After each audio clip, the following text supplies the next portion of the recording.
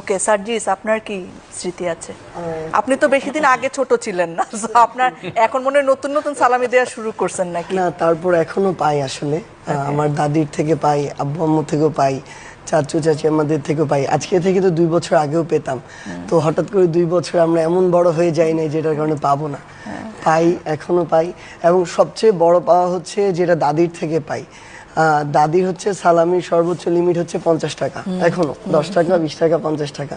ওনার বয়স প্রায় 90 বছর, তো ওনার মানে এটাই আমাদের কাছে আবার সবচেয়ে বড় হয়। তো আসলে সালামি দেওয়া নেওয়া দুইটাতে আলাদা মজা আছে, এবং আমি চাই যতদিন আমার এই বড়রা যারা আমাকে দিত তারা যতদিন থাকবে ততদিন যেন আমাকে দেয়। দুইটার ভিন্ন মজা, এই মজাটা পেতে চাই সবসময়। একদম। হোয়াট অ্যাবাউট আসিফ মাহমুদ সজীব ভাই? আমি যেখানে বড় হয়েছি সেখানে কালচারটা একটু ডিফারেন্ট ছিল, আমি পেয়েছি আর কি। অন্যান্য জায়গায় আবার এরকম পাইনি।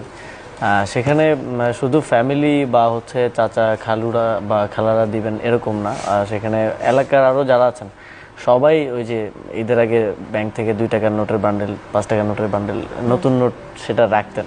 এবং আমরা একসাথে গ্রুপ করে 20-25 জন করে বাড়ি বাড়ি গিয়ে গিয়ে কালেক্ট করতাম, এবং দিন শেষে ওইটা কাউন্ট হতো যে কে বেশি পেলো কে কম পেলো। এবং বিরাট ফ্লেক্স এটা। হ্যাঁ, যার বেশি সে অনেক দিন ধরে সে একটু লিড করবে, সেই ওইখানে লিডার আর কি, কাইন্ড অফ। হ্যাঁ, একদম। তো এখন তো একটু ডিফারেন্ট হয়ে গেছে, এখন আমাদের থেকে অনেকের এক্সপেকটেশন আছে। তারপরও এখনো পাওয়াটা সবসময় বেশি মজার আসলে। আর এখন তো দায়িত্বের জায়গা থেকে অনেকে জুনিয়ররা আছে, সহযোদ্ধারা আছে রাজনৈতিক, তাদেরকে দিয়েও এক ধরনের মানসিক শান্তি পাওয়া যায়। তারপরেও এখনো তো আমরা কিছু মানুষ আছে যাদের কাছে আমরা কখনো বড় হই না, তো তাদের থেকে এক্সপেকটেশন থাকে, তাদের থেকে পাই, এটা অন্য ধরনের মজা পাওয়া যায়। ওকে, লাভলি।